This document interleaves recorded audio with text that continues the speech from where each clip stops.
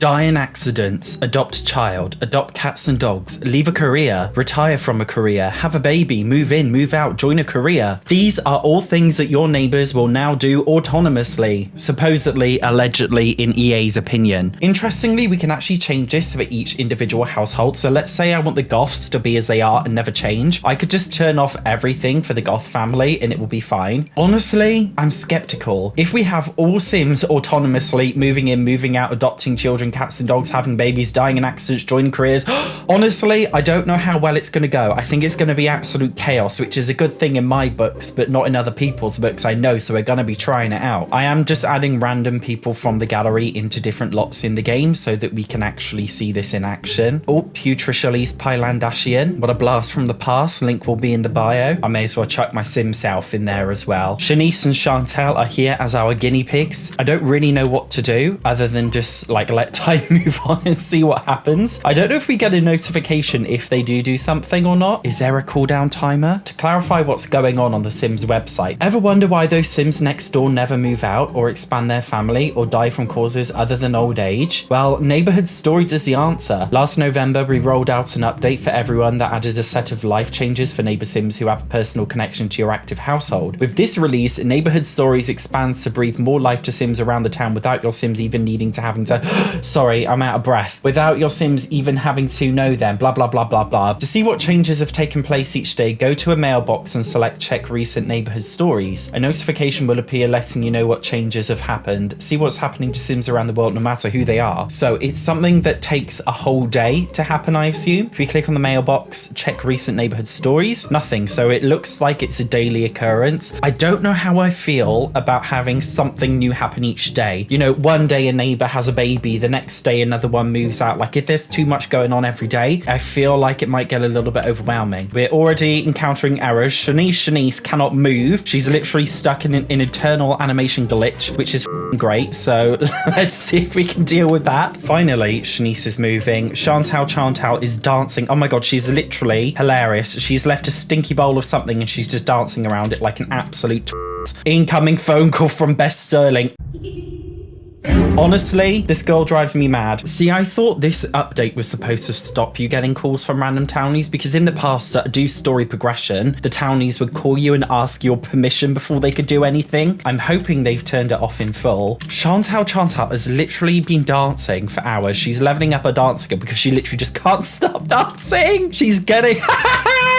She looks so manic. Oh my god, she's like, help me, what am I doing? I think it's time you stop now, Chantal, and get to sleep. She doesn't want to sleep with her sister. That is so annoying. Now, oh my god, now Shanice is dancing. Honestly, these girls are driving me mad. So, day one is up. Let's take a look at what's actually happened. Samai Shuna, a cat was adopted by the Rasoya household. Okay, so it seems like it doesn't just happen in your individual world, it happens in all of the world. So anything can literally happen with anyone. Oh, for fuck's sake, Vlad is here. Honestly, of all people, I really do not want you here, mate. Please get out my house. Honestly, I'm gonna scream. Send home now. Get lost, you absolute bellend. So I have just sped time through to the next day. We're gonna see what else has happened. A baby was adopted by the Heckling household. So it seems like just one thing happens every single day. I assume it's that every single thing has a different chance of happening every day. If it was me personally making the decision, I would have deaths happen rarely, moving in and out happening rarely, adopting cats and dogs rarely. I actually think the update seems balanced enough to only have it happen once per day. I do think things like having babies and adopting children and adopting cats and dogs shouldn't happen every single day. I would rather see a timer of that happening only maybe once a week. Same with deaths. I would rather see a timer of that happening once every 1 or 2 weeks instead of having an equal chance of happening every single day. But most of these make so much sense. You know, a lot of Sims, we want them to have careers. We want them to retire from careers. I'm not so keen on moving in and moving out because what if a Sim just moves into like a random house that doesn't make any sense? If it's a 4-person household, what if they only move into a house which has 1 bedroom? Do you know what I mean? It doesn't seem to make much sense to me. And how can these Sims afford to move out? Is it based on their current household funds? Is it just random? I want to know. This is a great idea. I think they need to do more with it. I think they need to add more things. For example, I would like to see neighborhood stories integrate with universities and have Sims go to university more. And I noticed that they've had death for people. I don't know if this affects death death for animals, or if animals just don't die. You guys can let me know because I never play with pets. I think they're boring. I also think they should have added being fired from your job or being promoted from your job, because these things naturally can happen as well. In addition to that, do we want to see our Sims raising up their skills? Do we want to see the townies' relationships change over time? There's so much more they can expand with this to make the world more alive. This is an excellent first step. I know I bitch and complain about The Sims 4 all the time, like literally all the time, but this is a really, really great update, especially because you can actually change it for individual houses as well in so much detail. So you have complete control over your game. It seems like the update hasn't actually changed the amount of phone calls you get, which is incredibly annoying. And I actually really appreciate that you have to check your mailbox to actually find out, because I honestly find it so annoying when there's a notification in the top right of your screen all the time saying something's happened. I don't want to know. With this feature, it's so useful that you can literally just check it when you want to check it. I'm praying the Sims team do more of this. I'm actually very, very happy. Yes, it's a great update. It still doesn't take away from the fact, however, that My Wedding Stories was a piece of shit, and the Sims team still need to acknowledge it and actually fix it properly. So although this is a really great step forward for The Sims 4, I'm not going to say it's a positive step forward. It's more like one of those 2-step backwards but 1 step forward situations. It's great, but unless the Sims team completely fix My Wedding Stories and they have a go at fixing Die Now, honestly, I'm not going to say The Sims is a good game. It's still a piece of crap. Obviously, that's an unpopular opinion. You guys can cancel me in the comments. I love hearing your opinions, so please make sure you do so. And of course, make sure you watch the next crazy and cursed video up here. Bye bye.